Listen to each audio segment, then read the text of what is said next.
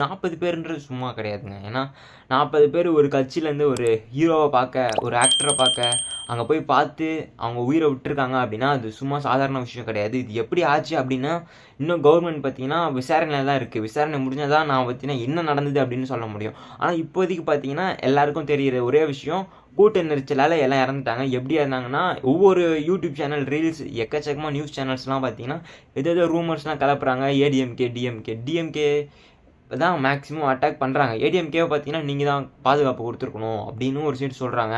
ஆனால் இந்த ஒரு விஷயத்துக்கான பொறுப்பு யாருக்கிட்ட போகும் அப்படின்னா, தமிழ்நாடு கவர்மெண்ட் தான் ஏற்றுக்கணும் அப்படின்னு என்னோட ஒப்பீனியன். ஏன்டா தமிழ்நாடு கவர்மெண்ட் என்ன பண்ணியிருக்கணும் அப்படின்னு கேட்டிங்கன்னா, மக்களுக்கு கரெக்டான பாதுகாப்பு கொடுத்துருக்கணும். கூட்டம் அதிகமாக ஆகுது அப்படின்னா, விஜய் அவர்களை சொல்லி திருப்பியாக தான் அனுப்பியிருக்கலாம். அப்படி இல்லைன்னா வேறு எங்கேயாவது ஸ்கெடியூல் பண்ணி பாதி ரோட்டில் நின்று பேசிட்டு போகிற அளவுக்கு அவங்க ஏதாவது ஒரு விஷயத்த நடவடிக்கை எடுத்திருக்கலாம். ஏன்னா கூட்டத்துக்குள்ளே வர்ற அந்த இடத்துல வந்து தான் அவர் பேசணும், வெளியே வரணும் அப்படின்ற விஷயங்கள்லாம் தாண்டி அங்கே நின்று பேசிட்டு அங்கேருந்தே அவர் போயிருந்தா கூட நல்லா இருந்திருக்கும். ஏன்னா யாரும் இறந்துருக்க மாட்டாங்க அப்படின்றதுனால என்னோட ஒப்பீனியன் இது. உங்களோட ஒப்பீனியன், அதாவது அசம்ஷன்ஸ் தான் அதிகமாகிட்டே இருக்குது. ஒவ்வொரு வீடியோலையும் ஒவ்வொரு மக்கள் பார்த்தீங்கன்னா ஏதோ ஒரு விஷயத்த சொல்லிக்கிட்டே இருக்காங்க. அந்த மாதிரி உங்களோட கருத்து என்ன? உங்களுக்குன்னு ஏதாவது ஒரு கருத்து இருக்கும். அந்த கருத்தை கீழே வந்து கமெண்ட் செக்ஷனில் கமெண்ட் பண்ணுங்கள். ஆனால் நம்ம என்ன தான் எந்த கருத்து எடுத்துன்னு சொன்னாலும், இது எப்படி தடுத்துருக்கலாம் அப்படின்னு கேட்டாலும், இதுக்கு பார்த்தீங்கன்னா பதில் இல்லை. ஏன்னா ஆன்சர் வேணும் அப்படின்னா கவர்மெண்ட், அதாவது இப்போ கோர்ட்டில் போய் கேஸ் போட்டிருக்காங்க, அந்த கேஸில் எப்படி நடந்தது அப்படின்னு விசாரிப்பாங்க. அந்த விசாரணை முடிஞ்சதுக்கப்புறம் தான்